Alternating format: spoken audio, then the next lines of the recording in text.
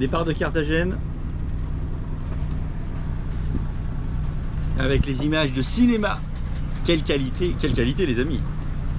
Donc la caméra, c'est le prix d'une annexe.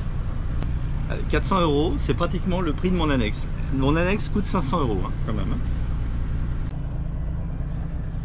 Je me suis toujours demandé, regardez-moi, là il y a un yacht privé avec les grosses boules noires en haut, les oreilles de Mickey. Alors lui,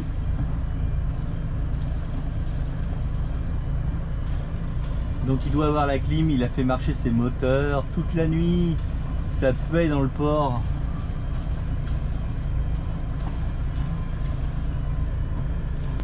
Et là on a un worker devant. Regardez un peu. Waouh. Automatique. Hop. Nous venons de passer sous pilote automatique, messieurs dames. Aujourd'hui, nous avons 60 000 à faire, sans vent. 60 000 sans vent, il n'y aura pas de vent.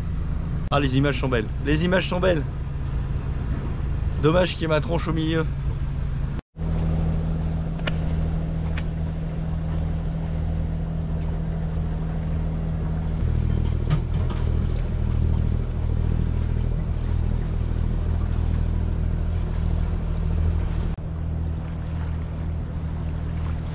Salut les amis, donc on est sorti du port, on avançait donc au moteur à 6 nœuds, on a sorti les voiles, on allait à 7 nœuds, un peu plus, presque 7 nœuds et demi.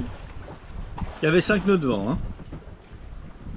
Donc j'ai arrêté le moteur, on est tombé à 4,2 nœuds.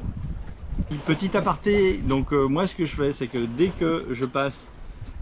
que j'éteins le moteur, donc j'ai une hélice qui se met en drapeau, mais pour ça, enfin quoi qu'il arrive, que j'ai une hélice qui se met en drapeau ou une hélice qui se met pas en drapeau, ça change rien. Bon, moi j'ai une hélice qui se met en drapeau, mais même si vous avez une hélice qui se met pas en drapeau, moi systématiquement, je vous dis ce que moi je fais. Hein. Il y a plein de débats sur est-ce qu'il faut le faire ça, est-ce qu'il faut pas faire. Moi je passe la marche avant. Je passe, donc ça, l'hélice là. Voilà, là je passe la marche avant. Alors pourquoi je passe la marche avant? Pourquoi je passe la marche avant quand je suis en voile? Parce qu'en fait, si je suis mon hélice, malgré qu'elle se met en drapeau, c'est une hélice qui se met en drapeau, mais les pales de l'hélice sont lourdes. Donc il faut que j'aille, enfin quoi qu'il arrive, de toute façon, ça va faire tourner l'hélice. Donc ce que je veux pas, c'est, il y a deux choses qui sont gênantes. C'est un, le fait que ça fasse tourner, ça fait tourner l'arbre de l'hélice, ça fait tourner les paliers, ça fait tourner plein de choses. Donc ça, je veux pas. Et en plus, ça fait vibrer, et en plus, ça fait vibrer le moteur et ça fait du bruit. Donc dans les cabines, les filles elles dorment. Quand elles entendent que les paliers de l'inverseur font du bruit parce que ça tourne. Bon, déjà ça fait bizarre alors que le moteur est arrêté. Donc systématiquement, moi je passe la marche avant pour créer une résistance et arrêter l'hélice, pour que l'hélice arrête de tourner. Et la deuxième chose, contrairement à ce que moi je croyais, une hélice qui tourne provoque plus de résistance. En aviation, si vous êtes sur un avion avec des hélices, que vous avez plusieurs moteurs, s'il y a un des moteurs doit s'arrêter, en fait il y a un mode pour débrayer, enfin pour mettre les pales en drapeau et éviter que l'hélice tourne en fait. Parce qu'une hélice qui brasse de l'air ou de l'eau freine plus qu'une hélice arrêtée.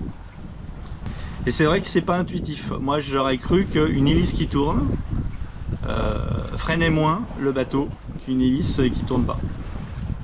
Et en fait, c'est le contraire.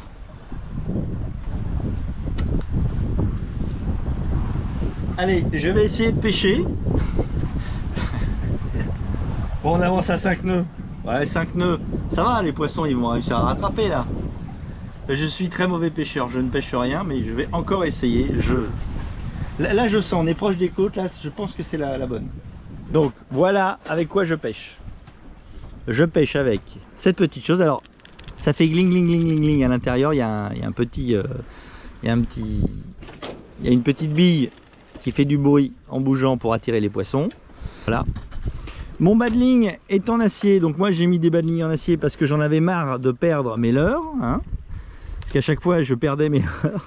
Donc depuis que j'ai des bas de ligne en acier, je ne perds plus de leurres, mais je ne pêche plus rien non plus. Bon, de toute façon je pêchais pas grand chose avant non plus.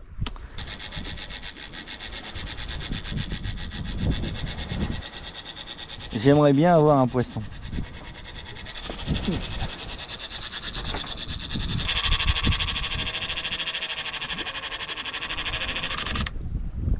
Voilà, alors après donc le réglage de ce machin. Alors je vous ai dit, hein, je suis vraiment pas un professionnel de la pêche, c'est même le contraire.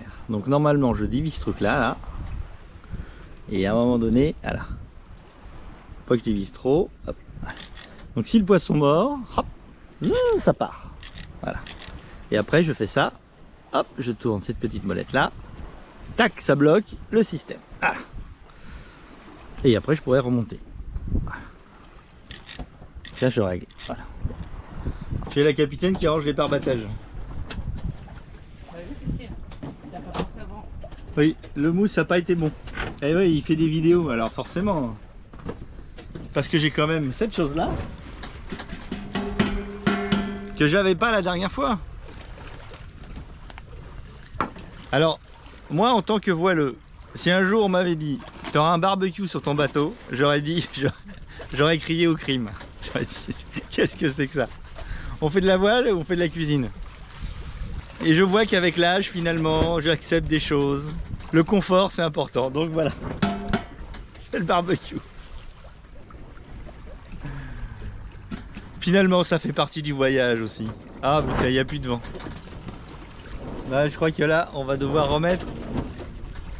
On va devoir remettre dans pas longtemps. Allez, on prend le petit déjeuner tranquille. Et puis après, on remettra le moteur si le vent est parvenu. On est à quelle vitesse? 3 3,5 nœuds. Bah alors avec ça, si les poissons mordent pas. Donc là, j'ai une deuxième ligne. Donc je vais mettre la deuxième ligne, sûrement. Peut-être je mets la deuxième ligne avant de prendre le petit déj. Allez, ciao, à tout à l'heure. Bon, il y a 6 nœuds de vent. On avance à 3 nœuds.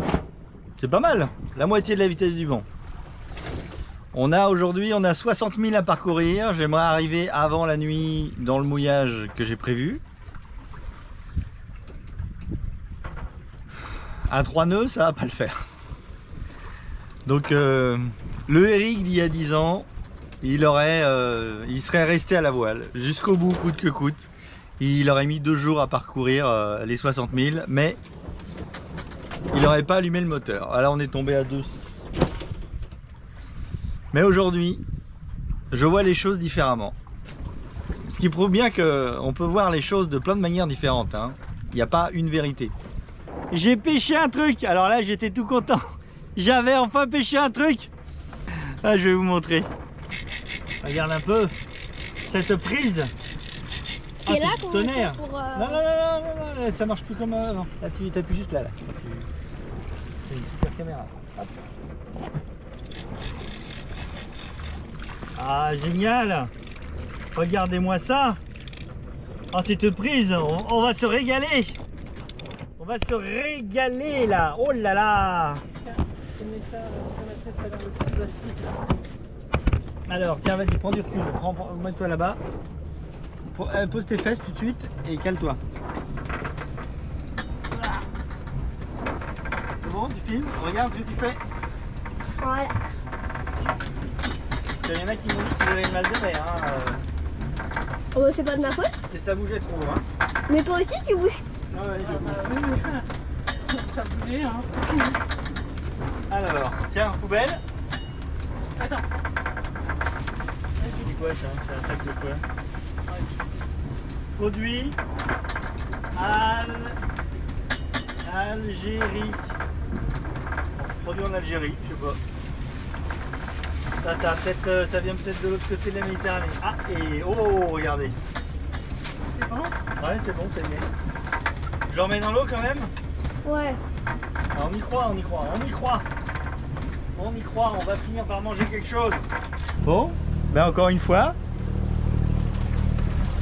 On a été écolo, on n'a rien retiré au milieu maritime, à part un sac plastique.